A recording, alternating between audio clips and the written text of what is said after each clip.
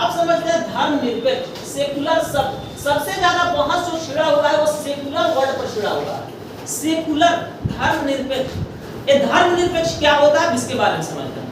Secular का शाब्दिक अर्थ हिंदी अर्थ देखते हैं तो होता है धर्मनिरपेक्ष, लेकिन बहुत सारे लोगों का मानना है कि सेकुलर शब्द का शाब्दिक अर्थ धर्मनिरपेक्ष नहीं पंथ निरपेक्ष होता है। क्या होता है?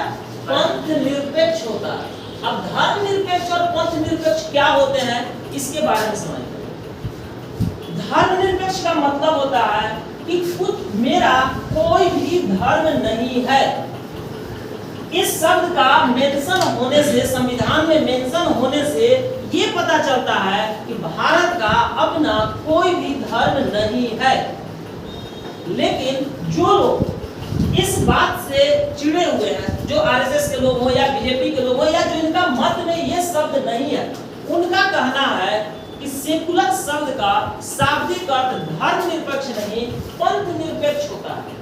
धर्मनिरपेक्ष का मतलब देश में रहने वाले हर व्यक्ति का कुछ न कुछ धर्म होता ही है। जैसे टीचर है तो उनका पढ़ाना धर्म हुआ, डॉक्टर है तो उनका इलाज करना धर्म हुआ, ड्राइवर है तो गाड़ी चलाना धर्म हुआ। इस प्रकार से देश में हर किसी व्यक्ति का, हर व्यक्ति का जो वर्क कर रहे हैं उन सभी का कुछ न कुछ धर्म होता है। तो देश का अपना धर्म कैसे नहीं है?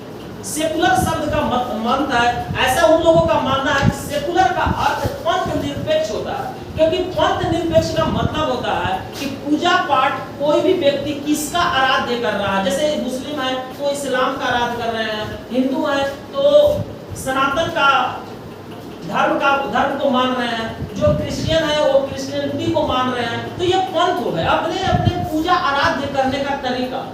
तो देश का कोई पूजा पाठ करने का, आराध्य करने का कोई अपना पर्सनली नहीं हो सकता। जैसे पाकिस्तान इस्लाम धर्म को मानता है, उस तरह से हमारा देश का कोई धर्म नहीं हो सकता, पंथ नहीं हो सकता है। लेकिन देश का धर्म तो होता ही है, क्योंकि देश के हर व्यक्ति का कुछ न कुछ अपना धर्म होता है। धर्म का मतलब हुआ कि जब टीचर है तो उनको पढ़ाना अपना धर्म है, डॉक्टर है तो उनका इलाज करना धर्म है।